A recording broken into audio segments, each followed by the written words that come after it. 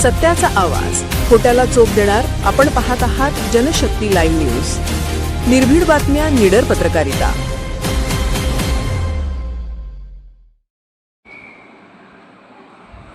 खलाटीत वादळी वाऱ्याची दुर्दैवी घटना. 9 महिन्याच्या चिमुकल्याचा मृत्यू.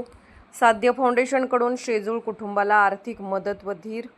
जत तालुक्यातील खलाटी गावावर बुधवारी सायंकाळी आलेल्या अचानक वादळी वाऱ्याने मोठे नुकसान झाले असून या नैसर्गिक आपत्तीत एका निरागस बालकाचा दुर्दैवी मृत्यू झाल्याची अत्यंत हृदयद्रावक घटना घडली आहे.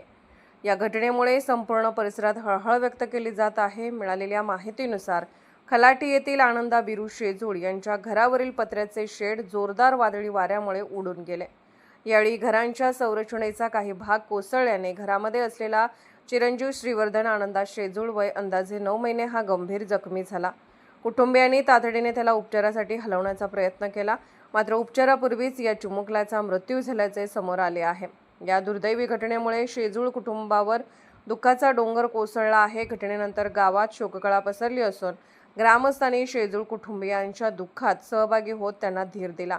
वादळी वाऱ्यामुळे परिसरातील अनेक घरांचे पत्रे उडून जाणे, झाडे कोसळणे तसेच काही ठिकाणी शेतीचेही नुकसान झाल्याची प्राथमिक माहिती समोर येत आहे.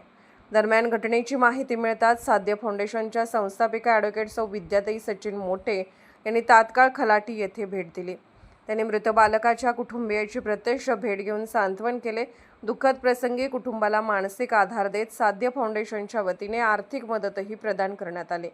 यावेळी उपस्थित ग्रामस्थांशी संवाद साधत नैसर्गिक आपत्तीग्रस्तांना शक्य ती मदत करण्याचे आश्वासन देण्यात आले. ॲडव्होकेट विद्याताई मोठे यांनी बोलताना अशा प्रकारच्या घटना अत्यंत वेदनादायी असून एका निरागस बालकाचा जीव जाणे ही मन हेलावून टाकणारी बाब आहे.